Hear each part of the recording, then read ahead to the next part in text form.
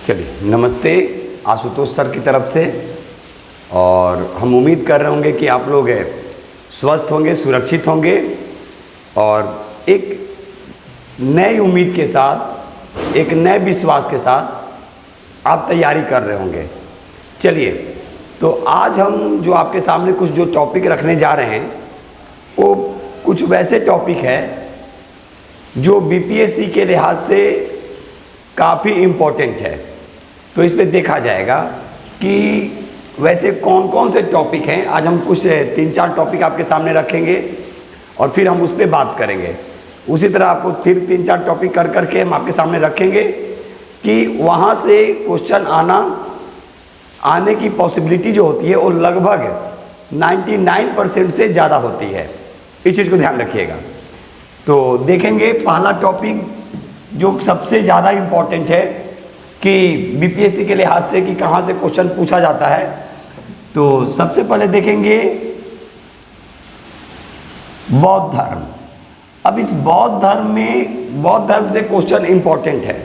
बौद्ध धर्म से क्वेश्चन आना एकदम ऐसा माना जाता है कि बौद्ध धर्म से क्वेश्चन आएगा ही। और इस बौद्ध धर्म से जो क्वेश्चन जो पूछे जाने की संभावना होती है, एक तो आपको भाषा से पूछा जाएगा और दूसरा जो पूछे जाने की संभावना होती है ये बौद्ध संगीति। याद रखिएगा। तो आपको चारों बौद्ध संगीति याद रखना है। कहाँ हुआ, कब हुआ, किसके शासनकाल में हुआ और अध्यक्षता किसने की। तो यानी पहला जो टॉपिक है वो बौद्ध धर्म, और बौद्ध धर्म आपको बहुत अच्छे से पढ़ लेना है। इसके अतिरिक्त बौद्ध धर्म से एक और क्वेश्चन जो आने की जो संभावना जो रहती है, तो यहाँ पे आपसे क्वेश्चन पूछा जा सकता है कि जो 16 महाजनपद हैं, याद रखिएगा, 16 महाजनपदों की जानकारी बौद्ध धर्म के किस ग्रंथ से मिलता है। याद रखिएगा। तो बौद्ध धर्म के अंगुत्तर निकाय, याद रखिएगा, काफ़ी इंपॉर्टेंट क्वेश्चन है, आपसे पूछे जाने की संभावना है। 16 महाजनपद, और इस 16 महाजनपद में आपको यहाँ ध्यान रखना है कि 3 महाजनपद, ये 3 महाजनपद जो हैं ये बिहार से हैं।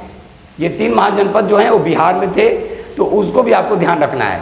तो बौद्ध धर्म से आपसे कैसे क्वेश्चन पूछेगा, एक भाषा यानी बौद्ध धर्म की भाषा, उसके बाद आपसे संगीति पूछेगा कि बौद्ध धर्म की जो संगीति जो हुई वो कितने, कहाँ हुई, कब हुई, किसकी अध्यक्षता में हुई और शासक कौन था।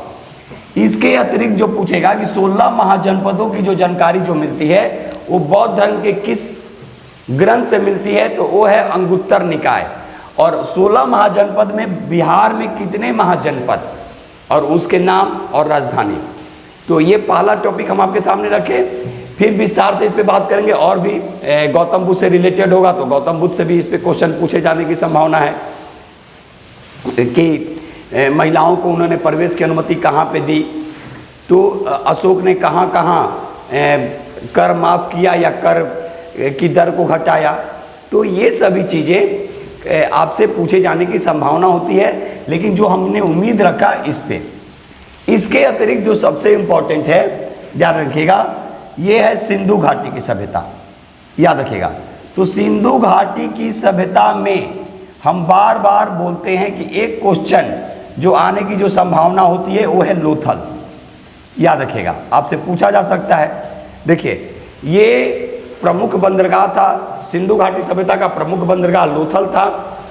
इसके अतिरिक्त सर्वाधिक अगर खुदाई की बात कहा जाए स्वतंत्रता प्राप्ति के बाद, कि सर्वाधिक खुदाई स्वतंत्रता प्राप्ति के बाद कहाँ हुई, तो ये हुआ लोथल। इसके अतिरिक्त लोथल किस नदी के किनारे, तो ये है भोगवा। याद रखिएगा। तो ऐसे क्वेश्चन आपसे पूछे जाने की संभावना होती है। और मेरा कुछ टॉपिक लाने का मकसद यही रहता है कि आपको तरीके बताए जाएं, आपको कुछ सिखाए जाएं कि आपको कैसे पढ़ना है। तो पहले हमने क्या देखा सिंधु घाटी की सभ्यता में, कि सबसे इम्पोर्टेंट है लोथल, कि सिंधु घाटी सभ्यता के प्रमुख बंदरगाह कौन थे। तो लोथल स्वतंत्रता प्राप्ति के बाद सर्वाधिक खुदाई, तो ये लोथल में हुआ। और लोथल किस नदी के किनारे, तो भोगवा। राज्य पूछेगा कि वर्तमान में राज्य कौन है, तो गुजरात। तो पहला हमने टॉपिक क्या देखा, बौद्ध धर्म से रिलेटेड, दूसरा हमने देखा सिंधु घाटी की सभ्यता। चलिए तीसरा जो सबसे जो इंपॉर्टेंट है, जो पूछे जाने की जो संभावना रहती है, ये है गुप्त। याद रखिएगा गुप्त वंश, गुप्त वंश से। अब गुप्त वंश में क्वेश्चन फिक्स है।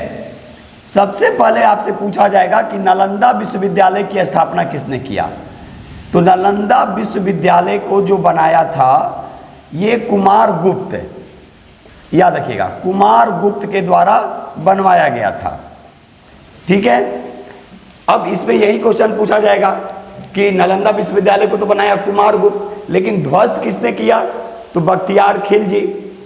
इसके अतिरिक्त जो पूछे जाने की जो संभावना है गुप्त वंश से, कि गुप्त वंश का वह शासक जो उत्तरापथ दक्षिणापथ और को पूरी तरह से जीता, तो वो है समुद्रगुप्त। याद रखिएगा, यानी उत्तरापथ दक्षिणापथ यानी करीब टोटल इसने 27, यानी उत्तरापथ के 9, दक्षिणापथ के 11 और मध्य के 6 प्रांतों को इसने जीता।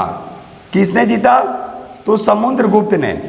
किसने जीता, तो समुद्रगुप्त। याद रखिएगा, तो समुद्रगुप्त के द्वारा करीब 27 राज्यों का अपने में जीतकर मिला लिया गया था, यानी अब उसके द्वारा जीता गया था समुद्रगुप्त के बारे में। एक क्वेश्चन और समुद्रगुप्त से यहाँ पे पूछे जाने की जो संभावना रहती है कि समुद्रगुप्त के दरबार में कौन से कवि रहा करते थे।